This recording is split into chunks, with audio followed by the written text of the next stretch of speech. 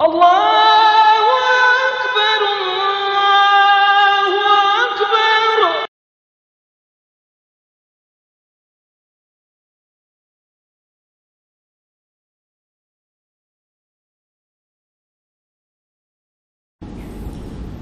A'udzubillahi minasyaitonir rajim. Bismillahirrahmanirrahim. Alhamdulillahi rabbil alamin. Wassalatu wassalamu ala rasulillahil amin wa ala alihi wa sahbihi ajma'in. Qala rabbi shrah li sadri wa yassir li amri wahlul 'uqdatam min lisani yafqahu qawli. Rabbana zidna 'ilman warzuqna fahma. Allahumma aslih zata bainina wa li baina qulubina wahdina subulas salam wa najjina minaz zulumati ilan nur wa jannibna al-fawahisha ma zahara minha wa ma batan. Saya kasih sidang muslimin muslimat rahimakumullah. Assalamualaikum warahmatullahi wabarakatuh. Alhamdulillah, summa alhamdulillah. Segala puji kita panjatkan kepada Allah Subhanahu wa taala yang memberi kita kesihatan, yang memberi kita kesempatan untuk berada dalam masjid malam ini. Jadi insya-Allah kita sama-sama mengambil manfaat dengan beradanya kita dalam majlis ilmu. Semoga Allah Subhanahu wa taala memberi kita kebaikan dan keberkatan dalam hidup.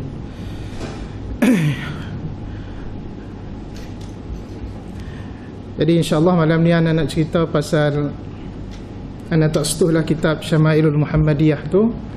Anak nak setuh berkaitan dengan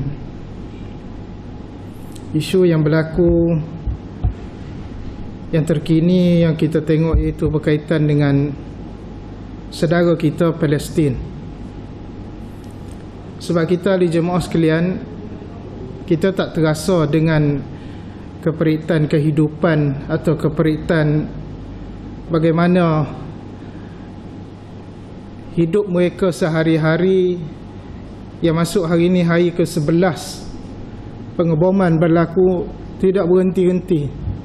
Satu hari jumlah bom yang disasarkan tidak kurang daripada 200 tempat, dan berat bom yang disasarkan tu lebih daripada 16,000 tan untuk satu hari. Kita bayangkan kalau kita ada lori ikan ataupun lori pasir, lori ikan saiz yang biasa tu 1,5 tan atau 2 tan.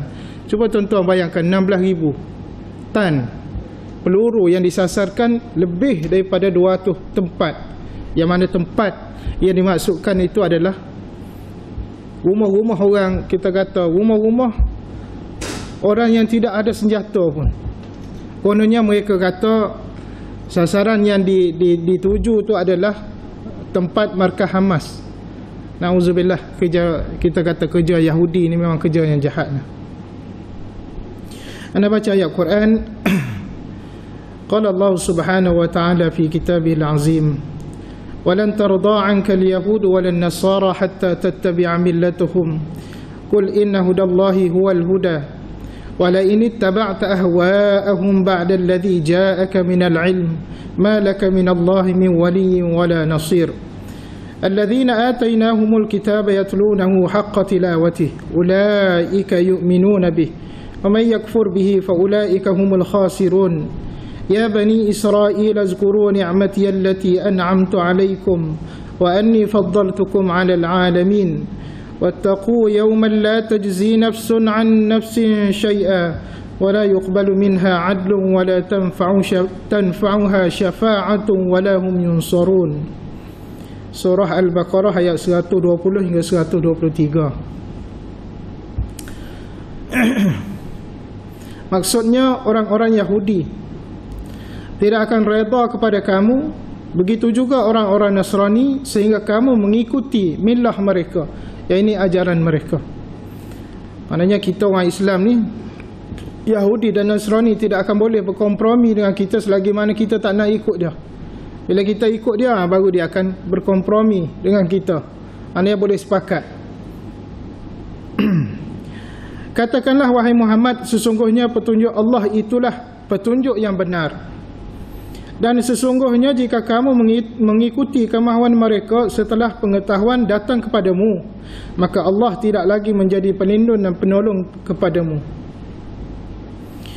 Orang-orang yang telah kami berikan Alkitab kepada mereka, mereka membacanya dengan bacaan yang sebenarnya. Mereka itu beriman kepadanya. Dan barang siapa yang ingkar kepadanya, maka mereka itulah orang-orang yang rugi. Wahai Bani Israel, ingatlah akan nikmatku yang telah aku anugerahkan kepadamu. Dan aku telah melebihkan kamu atas segala umat. Dan takutlah kamu akan suatu hari yang padanya seseorang itu tidak dapat menggantikan orang lain sedikit pun, dan tidak akan diterima suatu tebusan daripadanya, dan tidak akan memberi manfaat sesuatu syafaat untuknya, dan tidak pula mereka akan ditolong.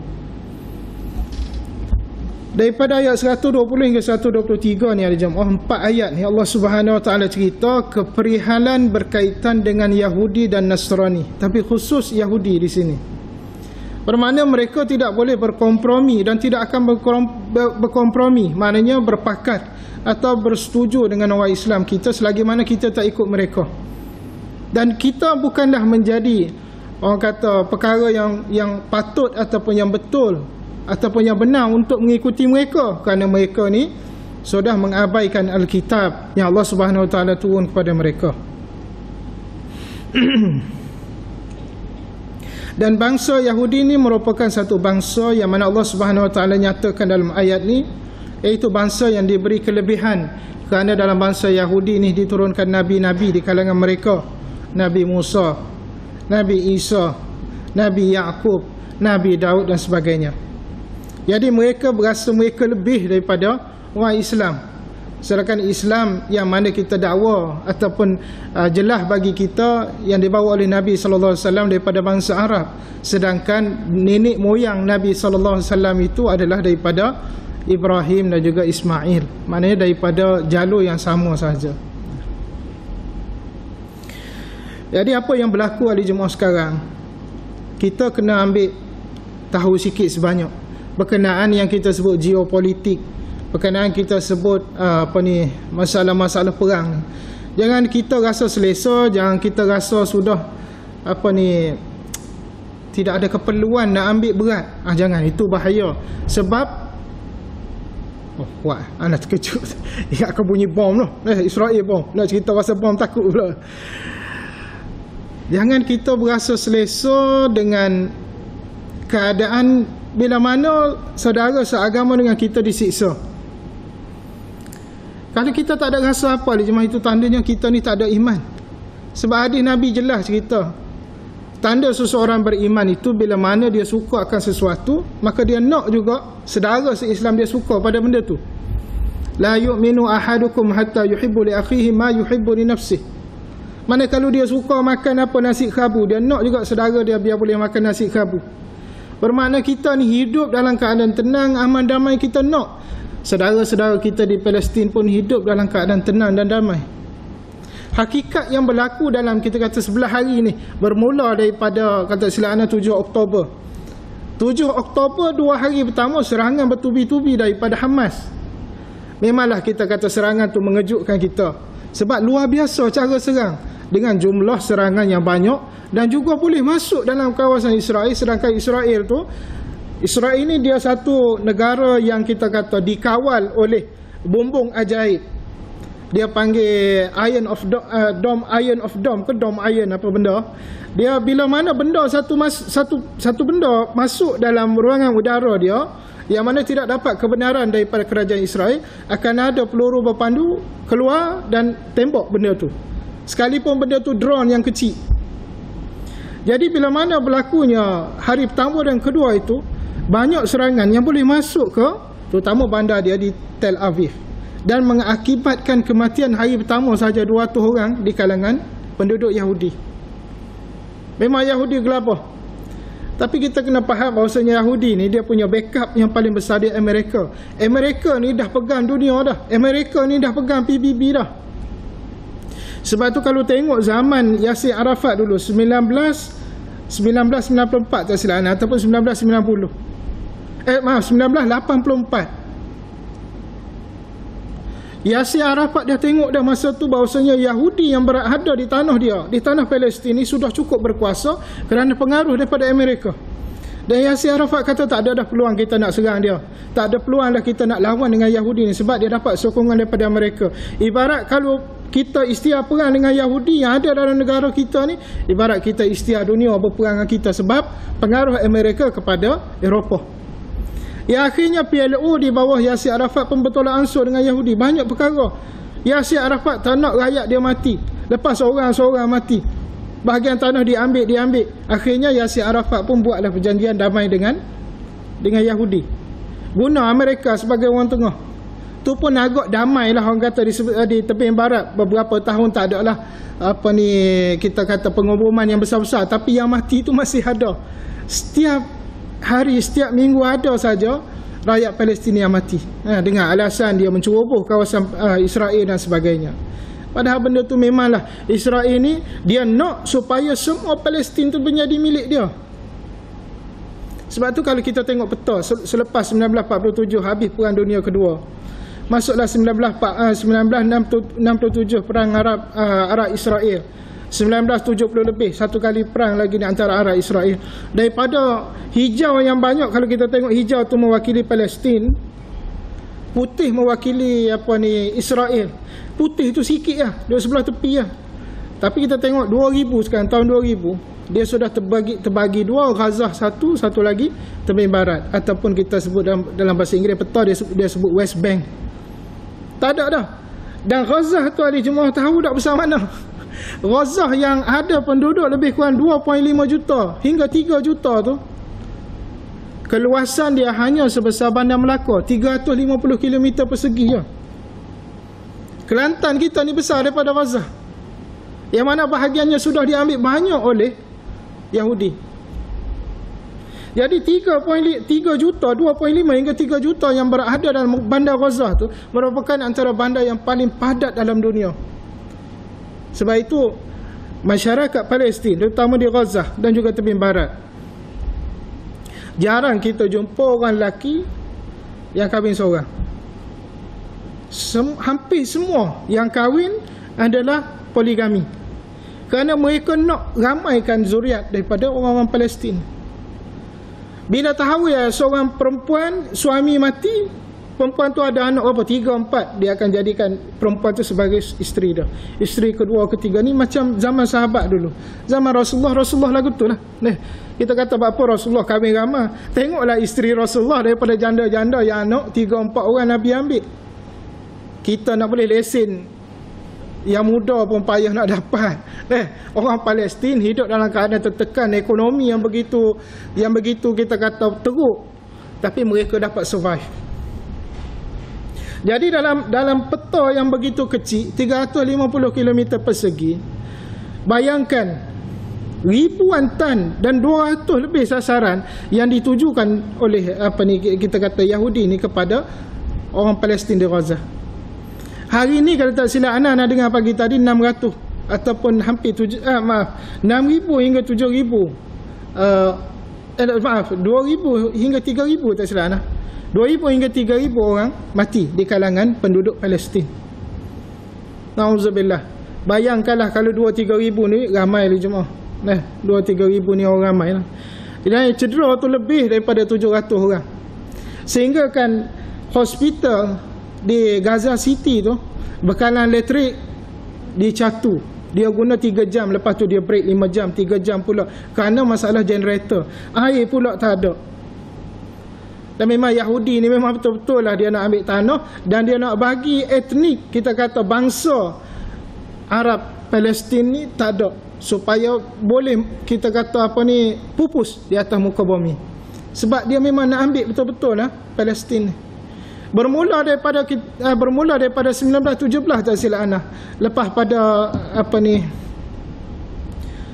seorang menteri sebelum daripada perang kedua 1917, seorang menteri seorang menteri Britain, dia mengumumkan bahawasanya dia perlu untuk memberi penempatan kepada Yahudi di bandar Palestin. Selesai daripada perang dunia kedua 1947, dihantar ribuan orang-orang Yahudi ke Palestin, yang akhirnya dapat penempatan sikit sampai sekarang kita tengok dah habis dah. Ini semua perjanjian atau percaturan politik yang telah dibuat oleh kafir-kafir, terutama Amerika dan Israel. Dia Amerika, Israel, Britain, benda yang sama aja. Sebab benda ni darah daging dia semua. Termasuklah darah daging dia daripada bangsa Yahudi ni, yang kita, kalau kita sebut, kita rasa macam terkejut, iaitu Iran. Jadi cuma Iran ni darah daging daripada Yahudi. Kadang-kadang orang kata sentimen benda ni, jangan cakap dah. Memang kalau kita kaji, kita baca buku-buku sejarah, memang betul. Dia daripada Yahudi. Daripada zaman Rasulullah lagi, Abdullah bin Sabah adalah kepala munafik. Kepala munafik ni siapa? Anak beranak daripada keluarga Yahudi, daripada Bani Qainuqa dan Bani Nadir.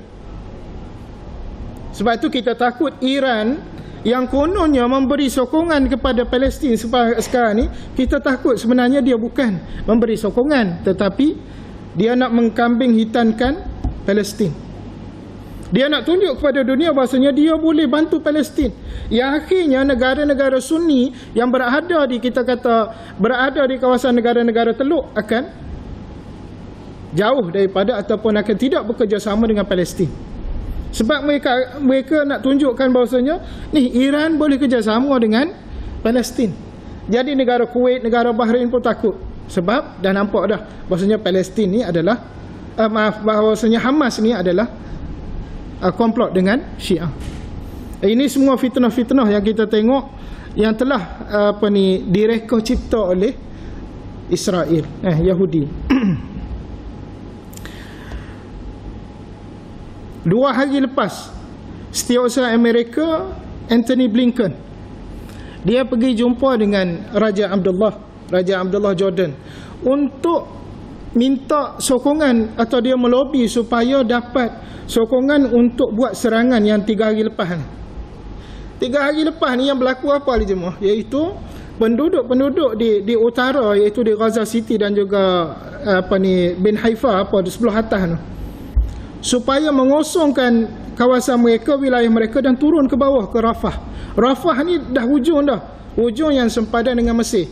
Supaya apa? Supaya Israel dapat buat serangan kepada Gaza City tu, kerana dakwaan mereka terdapatnya pengganas Hamas di kawasan tu. Jadi sekarang ni orang Palestin dah mula turun ke Rafah. Yang akhirnya Rafah ni akan jadi, kita kata, kamp pelarian dalam negara. Dalam negara ada kamp pelarian bagi rakyat itu sendiri. Ini cukup jahat. Sekarang ni di Rafah, sebelum pada isu ni berlaku, sebelum daripada 7 Oktober baru ni, dah ada 1 juta lebih pelarian. Bayangkan 2.5 yang turun akan menjadikan 3 juta lebih berada di dalam satu tempat kamp pelarian yang cukup bersesak-sesak, yang cukup makanan dicatu dan sebagainya, dan berada pada hujung tahun nak masuk musim sejuk dah. Benda ni kita tak boleh nak bayang, tuan-tuan. Air tak ada, makanan terhad. Kita berada di Malaysia ni masih selesa lagi. Setakat kita dengar orang cerita bom, setakat kita tengok dalam video nampak lepas mati masuk hospital dan sebagainya, yang ni diusung dan sebagainya. Itu je kita. Akhir-akhir kita kata menyanyi kesian dia. Persoalan dia, kalau kita ni orang Islam yang benar-benar Islam, tuan-tuan, persoalan dia, apakah sumbangan yang kita buat untuk mereka? Selama 10-11 hari ni, adakah kita sudah angkat tangan berdoa untuk mereka? Yang kata Nabi SAW ajar kunut nazilah, adakah kita buat? Tak apalah kalau kita kata majlis agama tak suruh buat. Setakat ni tak ada lagi arahan. Tapi yang kita sendiri duk angkat tangan, ada tak kita baca? Allahumma inna naj'aluka fi nuhuri a'daina. Allahumma zalzil aqdamahum wa sallit alaihim kalban min kilab. Macam-macam doa yang kita nak supaya Yahudi tu hancur. Ada tak? Mungkin tak ada kalangan kita.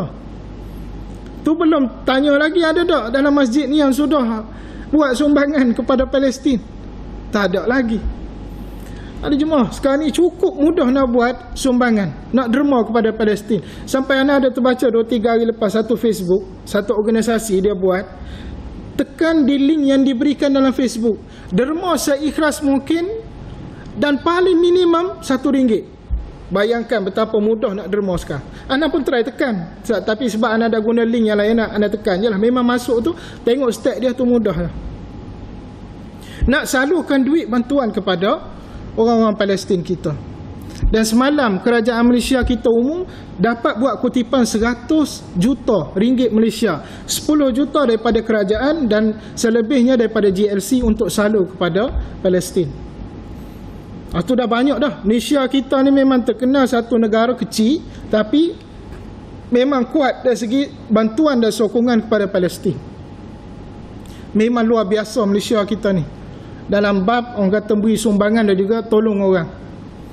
Jadi ahli jemaah jangan lupa kan, carilah mana-mana platform untuk kita sumbangkan sejumlah harta kita, duit kita. Bermula daripada malam ni, kalau kata seminggu kita nak buat berapa, RM10 ke RM50 tu pulang, biarlah ada kesan daripada harta kita itu sampai kepada mereka.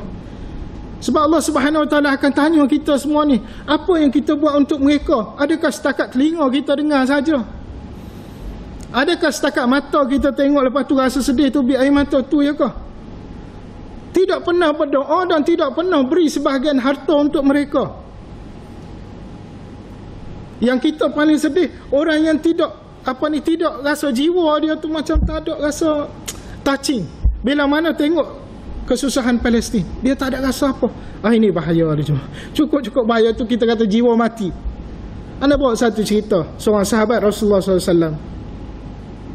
Nama dia Sa'id bin Amir radhiyallahu anhu. Semasa pemerintahan Khalifah Umar lantik dia jadi gubernur di Homs. Homs ni satu kawasan di Syria. Sebab Sayyidina Umar duk cari siapa dia ni boleh jadi gubernur, Umar pilih dia. Tapi dia kata aku tak nak. Aku takut nanti dipersoal dan sebagainya. Umar kata tak boleh, memang paling layak. Jadi Umar hantar dia ke Homs. Bila mana Umar hantar dia, Umar pun buat soal selidik kepada rakyat semua. Bagaimana pemerintahan dia setakat ni?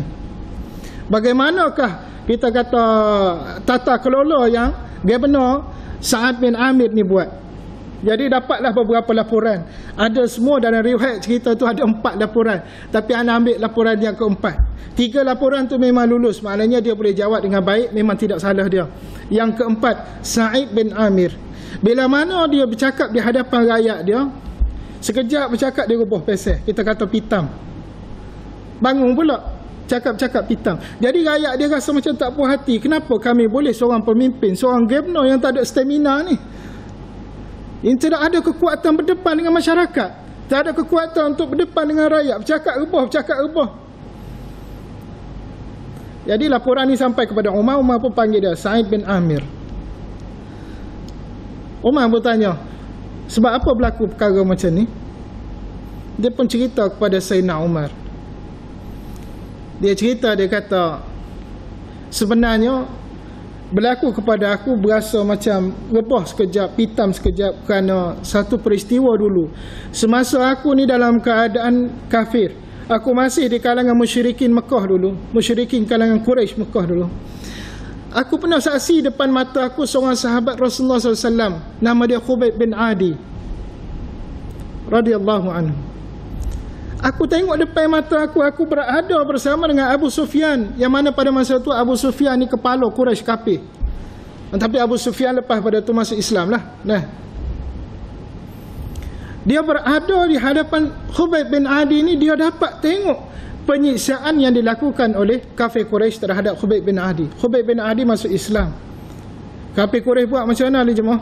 Dia potong bahagian anggota Khubayb bin Adi sedikit demi sedikit. Mula daripada jari dia potong, dia letak atas unta. Dia potong pula atas. Setiap kali dia potong, dia akan kata, adakah nak aku buat macam ni kepada Muhammad? Khubayb bin Adi kata, wallahi, sekiranya Muhammad itu dilukai oleh duri yang sedikit pun, maka aku tidak akan izinkan tubuh dia kena. Maknanya dia kata biar kena atas dia. Potong pula, sampai potong lengan, potong habis sampai mati. Penyiksaan itu dapat dilihat oleh Sa'id bin Amir depan mata dia. Jadi dia kata, wallahi, dia kata, bila mana aku teringat benda tu, Setiap kali aku teringat, aku akan ubah. Kerana masa tu walaupun aku dalam keadaan kafir, aku tidak dapat menolong dia. Dan aku rasa bersalah. Dan aku rasa Allah tak akan ampun pada perkara itu, terhadap perkara itu, dosa-dosa yang aku buat tu. Dan dosa aku tak tolong sahabat masa tu. Ni seorang yang beriman.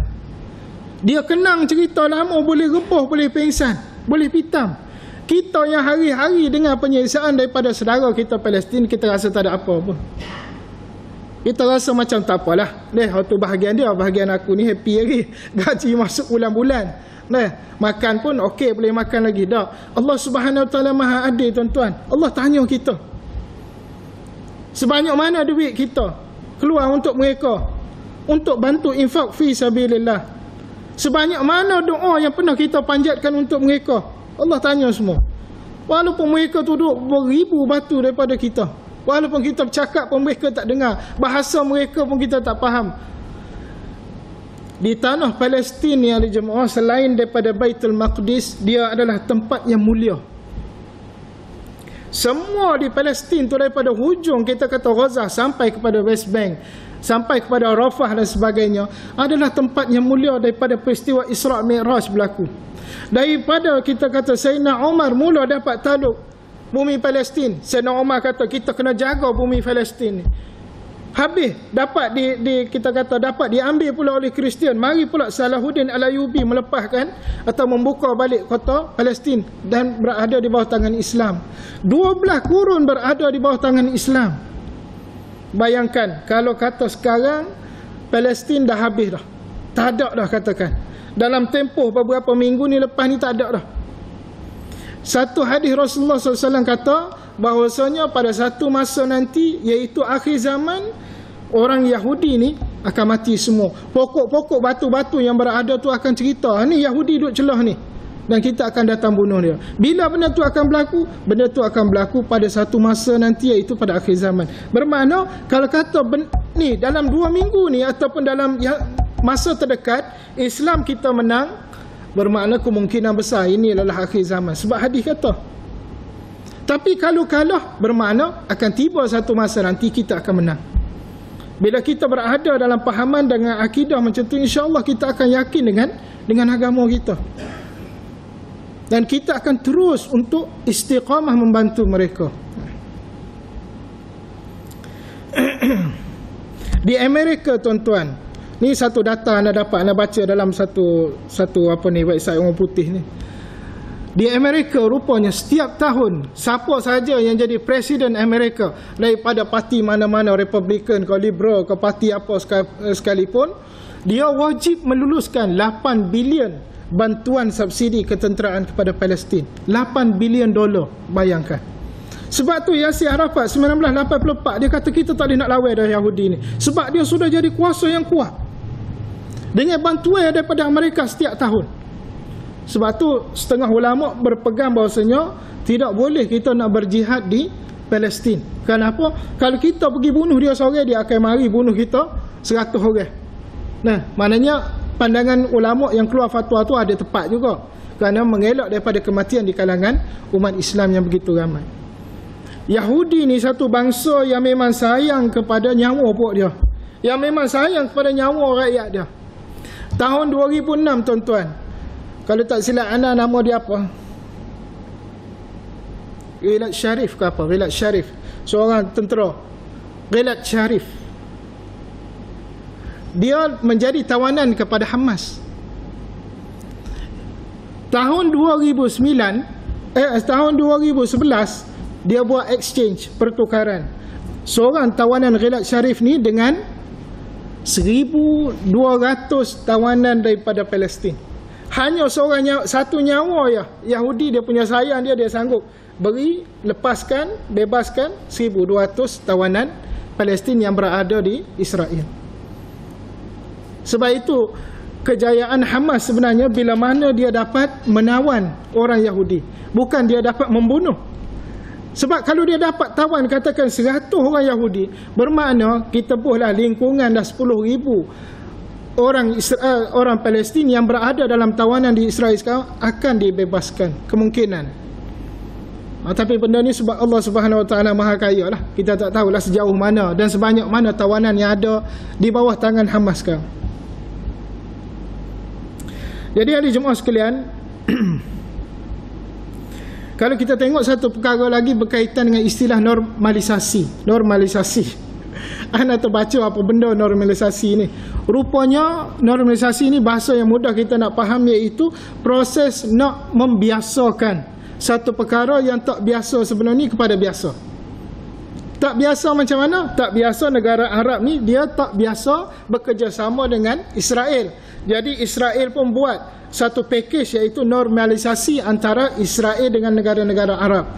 Jadi yang akan menandatangani perjanjian normalisasi ni di bawah projek Amerika ni sebenarnya adalah antaranya Kuwait, Bahrain, UAE, Arab Saudi dan Qatar. Negara-negara yang memang kaya, ultra kaya negara ni, kaya yang luar biasa. Tapi nasib baik bila mana berlaku peperangan ni dalam 11 hari ni, anda baca 2 hari lepas, Saudi di bawah Raja Muhammad bin Salman dah tarik diri dah. Dia tak nak tanda tangan. Raja Jordan pun dah tarik diri. Maknanya sekarang yang kekal nak normalisasi dengan Yahudi adalah UAE dengan Bahrain. UAE ni ahli jemaah satu negara yang kita kata, yalah, wallahualam anda nak kata pun tak, benda tak elok. Dia satu negara yang luar biasa dari segi kemajuan. Hanya dalam masa tak sampai 10 tahun, sebagaimana yang kita tengok luar biasa hari ni tu, dulu 10 tahun dia pada pasir. Bila mana dia generate daripada Amerika pelabur-pelabur masuk, yang mana asal mereka ni Yahudi di Amerika, mereka bina bangunan tinggi, mereka masukkan macam-macam kemewahan, kereta apa semua. Orang UAE ni kaya, tuan-tuan. Walaupun kerja dia nelayan, dia boleh pakai Ferrari. Kerja apa? Kerja nelayan. Kerana nombor satu mata wang dia mahal, dan juga banyaknya pelabur masuk. Jadi negara dia maju. Tapi negara maju pun yang paling ramai penduduk adalah penduduk daripada luar. Imigran lebih ramai daripada penduduk tempatan di UAE ni. Amerika masuk ramai mana? Daripada Eropah masuk. Yang mengakibatkan skema yang paling banyak di UAE adalah Mak Saleh. Kalau kita skema kita di Malaysia ni Cina. Di UAE tu skema yang tipu masyarakat Arab, beli tanah apa semua daripada orang-orang Eropah, daripada Barat dan juga Amerika. Mereka sakit kepala sekarang ni UAE. Nak kita kata nak sekat kedatangan Barat dan juga Amerika, satu masalah dah, sebab mereka duk masuk duk bagi pelaburan ni. Dilema dah masyarakat Arab UAE. Tapi kita tengok kemajuan tu cukup luar biasa. Dan satu benda yang paling kita takutlah, na'udzubillah, luar biasa sehingga kita tengok perkara-perkara maksiat tu dah boleh buat semudah yang tidak kita sangka. Anda punya saudara anda dia ada abang ipar dia orang sana, orang UAE. Saudara anda lah ni. Di UAE tuan-tuan, kalau kata orang Islam mabuk di tepi jalan, dia akan ditangkap dan akan didenda. Kalau dia melakukan zina, dia akan ditangkap, kemudian akan dikenakan hukuman yang berat, orang Islam. Tetapi kalau orang Islam tadi, dia pergi minum arak di satu hotel yang dapat lesen untuk arak, maka dia tak akan ditangkap. Dia kena mabuk, kena muntah dalam hotel tu, di tempat tu, dia keluar kena jalan seperti biasa. Kalau dia mabuk dalam keadaan lepas keluar hotel, dia akan ditangkap, akan didenda. Begitu juga kalau dia pergi berzina ataupun pergi main judi, dia kena berada dalam premis tu sampai dia selesai baru dia boleh keluar. Agak-agak kita macam mana? Logik tak? Kalau fikir otak kita munasabah lah. Ini semua undang-undang yang merosakkan masyarakat mereka. Dia kononnya nak implement undang-undang Islam, iaitu kalau mabuk kena hukuman. Tapi dia beri kebenaran rakyat dia duduk dalam, minum dalam hotel dulu, bagi mabuk habis lepas tu keluar. Kata, nak ingat satu cerita Tok Guru Ana, dia cerita lah, wallahualam dia cerita daripada mana dia kata ada satu kali Tok Guru dia ni naik flight sekali dengan orang Arab nak turun di Riyadh, daripada Kuala Lumpur nak turun di Riyadh. Flight tu flight international, bukan flight Saudi, bukan flight Malaysia kita. Bila mana duduk atas semasa perjalanan, orang Arab yang sebelah Tok Guru Ana ni, dia order apa ni, kita kata order minuman keras lah. Macam-macam minuman keras atas flight ni. Dia ada screwdriver, dia ada whisky, nah, macam-macam nama. Kalau orang pernah naik apa ni mas, nah, kita cuba buka dia punya tu. Ana pernah buka dia punya apa ni, hak dia selit di kursi tu ke. Dia tulis nama pelik-pelik. Lah sekali kita tengok bawah tu, dia tulis lah semua minuman ni minuman alkohol. Kita baca tu macam nama biasa. Ingat kau screwdriver pelayar apa tak? Screwdriver tu jenis arak dia bancuh cara dia. Jadi arak sebelah dia ni lepas minum, lepas odah sampai mabuk mutuh atas kapal tu bel tu. Nah. Tadi dia pun duk bengok sebentar tu. Nak sapalah di Saudi, nak turunlah di Saudi, di Riyadh. Tadi Tok Guru Ana pun tanya, dia kata, kenapa yang mau minum arak sampai ketemu, sampai mabuk, lepas minum sampai mutuh apa ni? Apa? Dia kata dia minum arak sampai mabuk ni, habis mutuh apa semua ni, kerana bila dia turun nanti di Riyadh, dia tak boleh minum dah. Jadi dia nak minum masa ni lah. Nah, itu negara Arab. Tapi kita tidak nafi ahli Jumaat sekalian bahawasanya kalau pelaksanaan undang-undang hudud, masih ada kisah terbaru ni. Ana rasa dalam sebulan lepas seorang remaja. Seorang remaja tembok sepupu dia. Memang dia kena hukum hudud lah. Kena pacung. Memang kena pacung. Kalau tuan-tuan tengok baru ni, nama dia anda lupa, nama Salman juga rasa. Supaya nama raja juga Salman. Kisah dia marah ke sepupu dia. Dia marah. Anda lupa nama apa budak tu. Dia marah, dia tumbuk, lepas tu dia ambil pisau, dia tikai. Habis dia tikai tu, dia masuk dari rumah, dia ambil pistol, dia tembak pula. Jadi bila dia tembak apa semua ni, ramai orang boleh tengok. Jadi cukuplah saksi dia. Jadi cerita tu tak panjang lah. Bila buat report apa semua, tunggu hukumnya lah.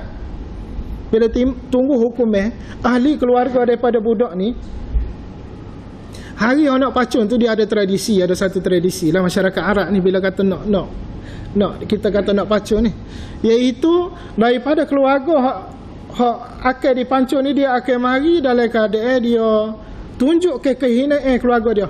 Maknanya dia akan tunduk ni, dia akan kita kata atas pasir lah. Dia akan merayu minta supaya ni janganlah jatuh ke hukumnya tu. Mana saat-saat akhir tu masih boleh lagi, selagi mana keluarga tu kata okey aku maaf. Mana tak ada lah, tak pernah baca lah. Tapi keluarga tu tak maaf tuan-tuan. Anda tengok dia buat mari dengan harta dia dalam peti mah saja. Dia akak 2-3 orang akak tunjuk. Dia kata tolonglah selesaikan urusan ni, janganlah pacung gini, maaf kami minta maaf, dan terimalah maaf kami. Keluarga tu kata tak sih, keluarga tu buat gini apa dia. Lepas tu hotel buat dia tak sih. Siapa ada kalangan pembesar dari keluarga laki tu, dia buat gini, dia ikat kepala lutut ni dengan serban, dan dia bangun kaki sebelah dengan masuk, kalau boleh janganlah ni kehinaan. Dia kata maknanya ni lambang kehinaan seseorang. Tapi keluarga tu tak ampun, tak beri pengampunan, memang budak tu kena pacung lah. Tapi tak ada dari YouTube pacung tu, tapi gambar sebelum pacung tu ada, video sebelum pacung tu ada. Boleh lepas tak silap anakis tu. Jadi bila mana normalisasi ni berlaku, dia negara-negara Arab ni akan terima pakar apa-apa saja pandangan daripada Israel, termasuk urusan ekonomi lah. Sebab ekonomi akan memajukan negara-negara Arab ni. Arab Saudi di bawah kita kata MBS ni dia, Muhammad bin Salman, dia buat singkatan MBS. Memanglah dia bawa budaya-budaya daripada barat, dia bawa artis-artis tu memang dahsyat lah. Tapi alhamdulillah dia tak masuk lagi Madinah dengan Mekah. Setakat Jeddah tu dia buat dah satu road tour penyanyi-penyanyi daripada barat itu. Di Riyadh dia buat penyanyi K-pop itu. Rosok belakang ni nak kira apa-apa ni. Tapi alhamdulillah dia tak masuk ke Mekah, Madinah. Dan kita minta lah daripada Allah Subhanahu Wa Taala supaya berilah hidayah kepada pemerintah kepada dua tanah suci ni. Janganlah sampai tahap menjualkan agama dia, menjualkan agama kita ni kepada barat dan sebagainya. Kemudian ada jemaah sikit akan nak kongsi satu pepatah Arab. Dia kata kana al-arabu qad ittafaqu ala alla tattafiqu. Ini pepatah bukan hadis Nabi. Di kalangan orang Arab pun ada sebut pepatah ni, dia kata sesungguhnya orang-orang Arab ni sudah berpakat supaya tidak berpakat. Ni memang betul orang Arab ni. Orang Arab ni memang dia pakat supaya tak pakat. Sebab kalau Arab ni berpakat semua, Yahudi tu ada satu ibarat lain. Yahudi tu ada di negara Israel lah ni. Kalau setiap seorang Arab mari jetik batang hidung, mari pula seorang jetik batang hidung. Orang Yahudi tu boleh mati kerana jasa kena jetik tu ya. Tapi kenapa tak mati? Kerana mereka tak sepakat. Orang Arab ni tak boleh sepakat. Hak tu mari dengan kebanggaan kabilah dia. Hak ni mari pula dengan kehebatan kabilah dia. Dia tak boleh nak bersatu. Dia tak boleh nak ambil model hak Nabi SAW buat mari. Kenapa? Kerana kejayaan yang paling besar sekali, kejayaan British memecah belah ke orang Arab ni. Hak tu yang kita nampak kewujudan istilah-istilah. Contoh dah nak. Contoh ni, contoh Wahabi. Istilah gapo lagi? Istilah Khawarij. Ni sebenarnya istilah-istilah hak memang mari daripada Islam kita istilah ni. Tapi kejayaan ataupun daripada kita kata apa ni, buah idea dia daripada British Perancis. Dalam kurungan kat Yahudi lah. British Perancis ni pun Yahudi lah. Jahat tak jahat dia. Tuan-tuan, siapa kalau ni kita dok kata Wahabi tu jahat, betul tak? Kita kata Wahabi tu sesat. Ana minta maaf bukan nak setuh. Ana kecek segi sejarah ni. Ana tak kecek dari segi sentimen orang tu buat gua ni, orang tu amal gua tu salah. Tuan-tuan, ana beri satu buku untuk tuan-tuan rujuk baca supaya cerna ke minda kita, cerdik ke minda kita. Tok Guru Haji Abdul Hadi tulis sendiri dalam satu buku, Allahumma salli ala buku akidah terbitan Jakim tak silap ana. Wahabi ni satu nama yang dimomokkan oleh pokok Islam kita sendiri ya. Islam supaya kita ahli sunnah wal jamaah. Tapi dia dilabelkan sebagai pengganas. Dilabelkan membunuh masyarakat Arab. Dilabelkan tak boleh terima amalan-amalan yang tidak mari pada Nabi. Sebenarnya mereka tu ahli sunnah wal jamaah juga. Ini satu tuduhan yang memang kita tengok kasihan daripada zaman dulu lagi. Bila orang sebut Wahabi takut, kanjah lalu, nyetok lalu punya Wahabi. Tak betul tu. Jangan gaduh. Dalam buku akidah Tuan Guru Haji Amdi tulis tu, jelas dia kata mereka ahli sunnah wal jamaah. Dalam Jakim kita pun istilah ahli sunnah wal jamaah. Cuma kita kata amalan mereka tidak menepati sebagaimana masyarakat setempat amal tu ya. Jadi kadang-kadang kita ni jadi bermusuh dengan satu faham hak mana dalam ruang lingkup kita. Ni satu benda hak kita kata perlu kepada pengetahuan lebih, perlu pada pembacaan lebih. Jangan cepat-cepat nak tuduh orang. Takut-takut kita tuduh kena atas kita balik. Allah Subhanahu Wa Taala tanya juga benda tu. Mundak kata sahabatmu, mundak kata saudaramu faham Wahabi gini. Sebagaimana kita fahamlah Wahabi ni dia. Sedangkan dia tidak lagu tu, kita akan jawab depan Allah Subhanahu Wa Taala. Kita akan jawab. Ada satu cerita, seorang Tok Imam di masjid lah kau macam, anda jumpa dia 2 minggu lepas. Dia dituduh dengan label lagu tu lah. Oleh Tok Imam tua dan juga beberapa orang buat apa ni report apa semua. Jadi dia pun Tok Imam muda ni pun lagi lah ke majlis agama. Banyak ngadu bahawasanya dia ni bukan lagu tu, lagu dituduh macam-macam gini. Dia bukan dia tu. Dia pun berhenti lah. Dia kata tak terlibat ni, dia pun berhenti. Jadi daripada jawatan Tok Imam muda. Lah ni duk ngajar masjid apa semua lagu tu. Sebelum ni dia komitmen dia cukup bagus Tok Imam tu. Dia lebih bagus daripada Tok Imam tua. Time dia tak bertugas pun dia ada masjid. Tok Imam tua mari tanya tugas, dia tanya tak tugas pun dia ada masjid. Dan hampir setiap hari dia buat kuliah, dia mengajar muslimat ke. Akhir sekali dituduh gitu, rugi masyarakat kampung tu, rugi ahli Korea tu tak ada imam. Tok Imam lagu tu.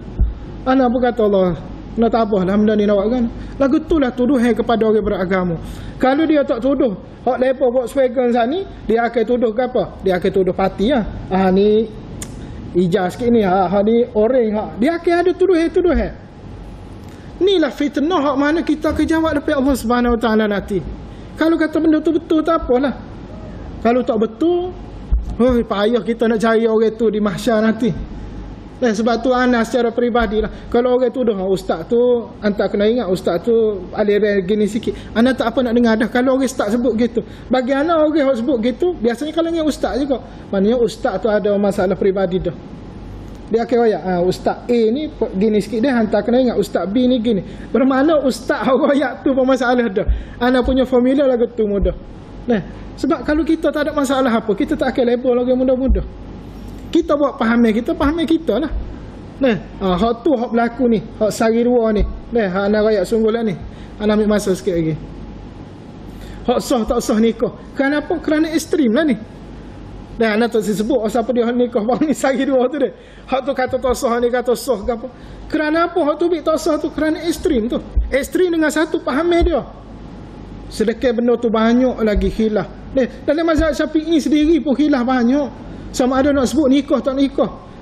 Anak rakyat sungguh dia Kelantan kita, ramai mana tak sebut nikah?